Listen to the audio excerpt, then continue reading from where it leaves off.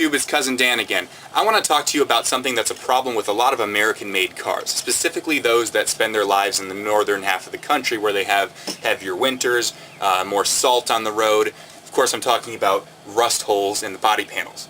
This happens because when you drive, the tires kick up a lot of salt. Sometimes they kick up stones and chip away at the original paint, or if there was an undercoating. This car never had an undercoating.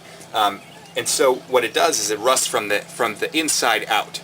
And so you may take care of your car very well, you may change the oil right on time, and then you see this rust bubble, and you think, well, oh yeah, I'm going to get it right now before it gets any worse. But then when you tear into it, you realize that the rust came from the back, and the worst part is actually behind it. And then you find yourself chipping away more and more and more rust as you go, and it just gets to a big canyon in the side of your car. So what I want to do is show you how to fix this.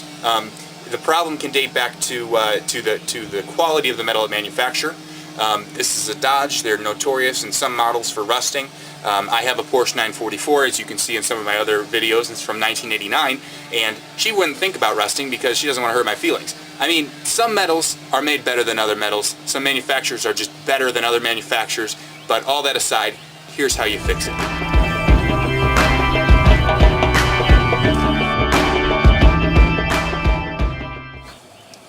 As you can see here, I've already cleaned up most of the rust. I used an air grinder like this, and you can also put an attachment like this on it, which is, it's just got some spikes in the metal head, and you just grind away any loose rust that you see.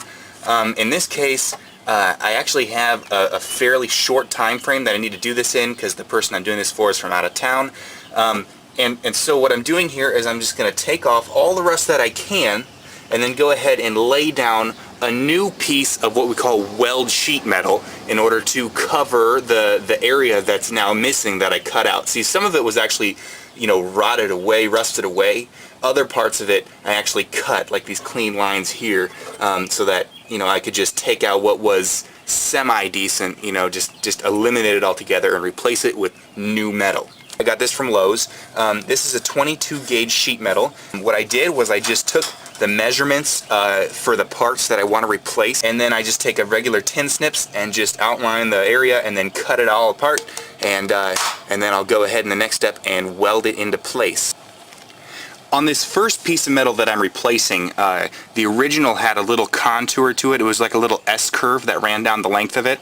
So in order to reproduce that, what I did was I measured where it was, and I made 2 lines down the sheet, and now I'm going to lightly tap against the metal here and help it curve around the edge of the piece of wood. So as I do this, I should be setting it into the curve that I want, and then I'll do this again to replicate this second line here.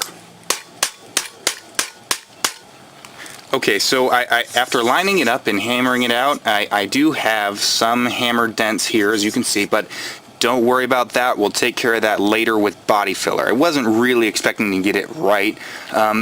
Maybe you could line up a board next to it and hit the piece of wood instead of the metal, and it would help. But just don't worry about it. We'll hit it with body filler, and because we have to do the seams anyway with body filler, and we'll take care of that later. But this is our S-curve, and now we're ready to put it on the car. When we're preparing for body filler, it's really important to make sure that we have no protruding metal pieces outside the surface. So what I'm going to do is just take a hammer, and around this curve here, I'm going to knock it in so that when I put body filler on, I have room to build out with it. Now, to compensate for this part here that's missing because it totally rusted away, and then I cut the outside off as well. To compensate for that, we made a little part here. It's about 1 inch wide. It's just curved to fit right here. And it doesn't cover everything, and it's not going to be the final exterior, but it gives us a brace to build up body filler on.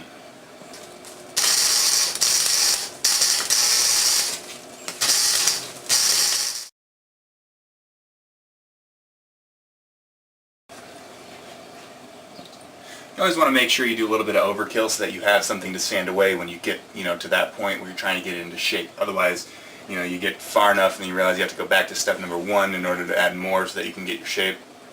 It's just more efficient that way. after you overkill on the body filler when you first put it on, you're gonna have to take out quite a bit in some areas. Other areas you won't do so much, but it's definitely worth it to